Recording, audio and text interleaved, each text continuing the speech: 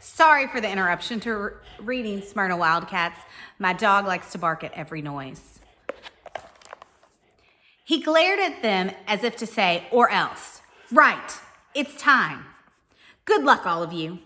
Harry followed Fred and George out of the locker room and hoping his knees weren't going to give way, walked onto the field to loud cheers. Madam Hooch was refereeing. She stood in the middle of the field, waiting for the two teams, her broom in her hand. Now I want a nice fair game, all of you, she said. Once they were all gathered around her, Harry noticed that she seemed to be speaking particularly to the Slytherin captain, Marcus Flint, a 6-year. Harry thought Flint looked as if he had some troll blood in him. Out of the corner of his eye, he saw a fluttering banner high above, flashing Potter for president over the crowd. His heart skipped. He felt braver. Harry clambered onto his Nimbus 2000. Madam Hooch gave a loud blast on her silver whistle. 15 brooms rose up high, high in the air. They were off. And the quaffle is taken immediately by Angelina Johnson of Gryffindor. What an excellent chaser that girl is, and rather attractive too. Jordan! Sorry, Professor. The Weasley twins' friends, Jordan Lee, was doing the commentary for the match, closely watched by Professor McGonagall. And she's really belting it along up there. A neat pass to Alicia Spinnet. A good find of Oliver Woods. Last year, only a reserve. Back to Johnson. And no, the Slytherins have taken the quaffle. Slytherin captain Marcus Flint gains the quaffle, and off he goes. Flynn flying like an eagle up there. He's going to No, stopped by an excellent move by Gryffindor keeper Wood.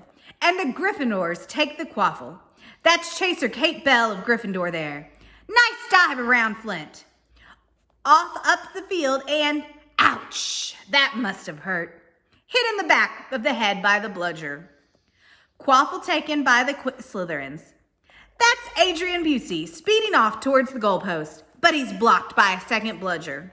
Sent his way by Fred or George Weasley. Can't tell which.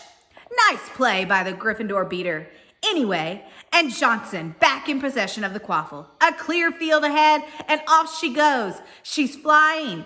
Dodges a speeding bludger. The goalposts are ahead. Come on. Now, Angelina. Keeper Belchley dives. Misses. Gryffindor scores. Gryffindor cheers filled the cold air with howls and moans from the Slytherins. Budge up there. Move along. Hagrid. Ron and Hermione squeezed together to give Hagrid enough space to join them. Been watching from me hut, said Hagrid, patting a large pair of binoculars around his neck. But it isn't the same as being in the crowd. No sign of a snitch yet, huh? Nope, said Ron. Harry hasn't even had much to do yet. Keep out of trouble, though. That's something, said Hagrid, raising his binoculars, peering skyward at the speck that was Harry. Way up above them. Harry was gliding over the game, squinting about for some sign of the snitch. This was part of his and Wood's game plan. Keep out of the way until you catch sight of the snitch, Wood had said. We don't want you attacked before you have to be. When Angelina had scored, Harry had done a couple of loop-the-loops to let off his feelings. Now he was back to soaring around for the snitch. Once he caught sight of a flash of gold, but it was just a reflection from one of the Weasleys' wristwatches. And once a bludger decided to come pelting his way, more like a cannonball than anything. But Harry dodged it, and Fred Weasley came chasing after it. All right there, Harry, he had time to yell as he beat the bludger furiously towards Marcus Flint. Slytherin in possession, Lee Jordan was saying. Chaser Pusey ducks 2 bludgers, 2 Weasleys, and the chaser ball, and speeds towards the... Wait a moment. Was that the snitch? A murmur ran through the crowd as Adrian Pusey dropped the quaffle, too busy looking over his shoulder at the flash of gold that had passed his left ear. Harry saw it. In a great rush of excitement, He dived downwards after the streak of gold. Slytherin seeker Terrence Higgins had seen it too. Neck and neck, they hurtled towards the snitch. All the chasers seemed to have forgotten what they were supposed to be doing as they hung in midair to watch. Harry was faster than Higgs. He could see that the little round ball, wings fluttering, darted up ahead. He put on an extra spurt of speed. Wham! A roar of rage echoed from the Gryffindors below. Marcus Flint had blocked Harry on purpose, and Harry's broom spun off, of course. Harry, holding on for dear life. Foul! Screamed the Gryffindors. Madam Hooch spoke angrily to Flint and then ordered a free shot at the goalpost for Gryffindor. But in all the confusion, of course, the golden snitch had disappeared from sight again. Down in the stands, Dean Thomas was yelling, "Send him off, ref! Red card!" "What are you talking about, Dean?" said Ron. "Red card," said Dean furiously. "In soccer, you get shown the red card and you're out of the game." "But this isn't soccer, Dean," Ron reminded him. Hagrid, however, was on Dean's side. "They ought to change the rules. Flint could have knocked Harry out of the air." Lee Jordan was finding it difficult not to take sides. "So, after obvious and disgusting bit of cheating..." "Jordan!" growled Professor McGonagall. "I mean, after that open and revolting foul..." "Jordan, I'm warning you." All right. Flint nearly kills the Gryffindor seeker, which could happen at any time, I'm sure. So a penalty to Gryffindor. Taken by Spinner, who puts it away, no trouble. And we continue to play. Gryffindor still in possession. It was as Harry dodged another bludger, which was spinning dangerously past his head, that it happened.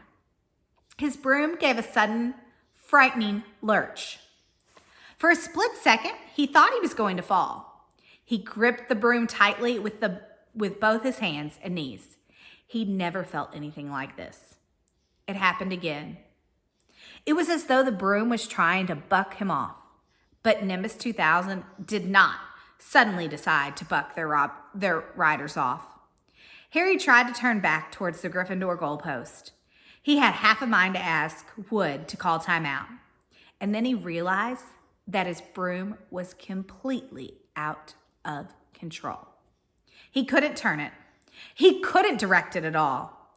It was zigzagging through the air and every now and then making violent swishing movements that almost unseated him. Lee was still commentating. "Slytherin in possession. Flint with the quaffle. Passes Spinet. Passes Bell. Hit hard in the face by a bludger. Hope it broke his nose. Only joking, Professor. Slytherin score." Oh, no. The Slytherins were cheering. No one seemed to have noticed that Harry's broom was behaving strangely. It was carrying him higher and higher away from the game, jerking and twitching as it went. "Dunno what Harry thinks he's doing," Hagrid mumbled. He stared through his binoculars. "If I didn't know better, I'd say he lost control of his broom. But he can't have..." Suddenly, people were pointing up to Harry all over the stands. His broom had started to roll over and over, with him only just managing to hold on. Then the whole crowd gasped. Harry's broom had given a wild jerk, and Harry swung off it. He was now dangling from it, holding on with one hand. "Did something happen to it when Flint blocked it?" Seamus whispered. "Can't have," Hagrid said, his voice shaking. "Can't nothing interfere with a broomstick except powerful dark magic. No kid could do that to a Nimbus 2000. At these words, Hermione seized Hagrid's binoculars, but instead of looking up at Harry, she started looking frantically at the crowd. "What are you doing?" moaned Ron, gray-faced. "I knew it," Hermione gasped. "Snape, look." Ron grabbed the binoculars. Snape was in the middle of the stands opposite them. He had his eyes fixed on Harry and was muttering nonstop under his breath. "He's doing something. Jinx the broom," said Hermione. "What should we do?" "Leave it to me." Before Ron could say another word, Hermione had disappeared. Ron turned the binoculars back on Harry. His broom was vibrating so hard, it was almost impossible for him to hang on much longer. The whole crowd was on its feet, watching, terrified, as the Weasleys flew up to try and pull Harry safely onto their brooms. But it was no good. Every time they got near him, the broom would jump higher still.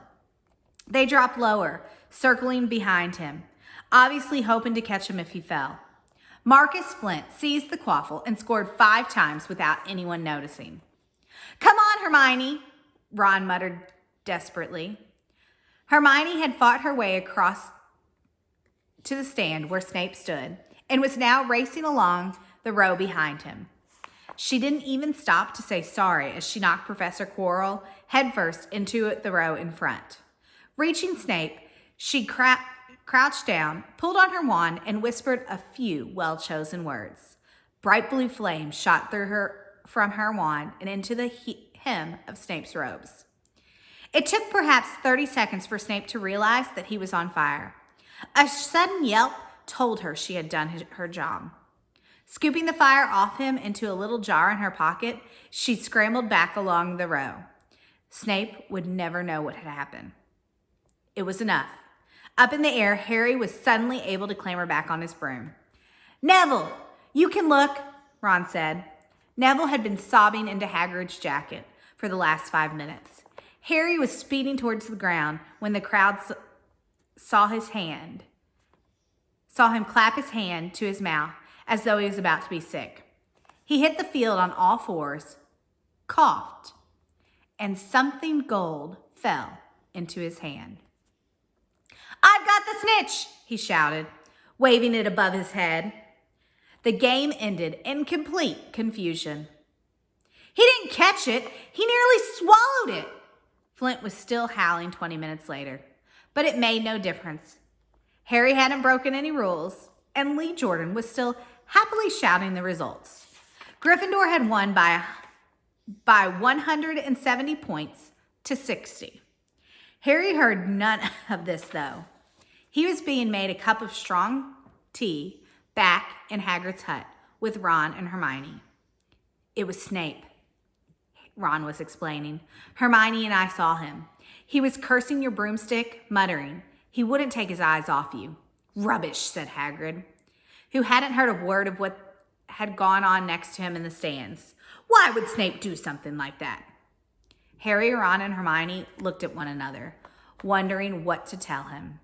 Harry decided to tell the truth. "I found out something about him," he told Hagrid. "He tried to get past the 3-headed dog on Halloween. It bit him. We think he was trying to steal whatever it's guarding." Hagrid dropped the teapot. "How do you know about Fluffy?" he said. "Fluffy?" "Yeah, he's mine. Bought him off of a Greek chappie I met in the pub last year. I lent him to Dumbledore to guard the..." "Yes?" said Harry eagerly. "Now, don't ask me any more," said Hagrid gruffly. "That's top secret, that is." "But Snape's trying to steal it." "Rubbish," said Hagrid again. "Snape's a Hogwarts teacher. He'd do nothing of the sort." "So why did he try to kill Harry?" cried Hermione. The afternoon's events certainly seemed to have changed her mind about Snape. "I know a jinx when I see one, Hagrid. I've read all about them. You've got to keep eye contact, and Snape wasn't blinking at all. I saw him." "I'm telling you, you're wrong," said Hagrid hotly. "I don't know why Harry's broom acted like that, but Snape wouldn't try and kill a student. Now listen to me, all 3 of you. You're meddling in things that don't concern you. It's dangerous. You forget that dog, and you forget what it's guarding. That's between Professor Dumbledore and Nicholas Flamel." "Aha!" said Harry. "So there's someone called Nicholas Flamel involved, is there?" Hagrid looked furious with himself. Have a wonderful day, Smyrna Wildcats, and I'll see you tomorrow for Chapter 12.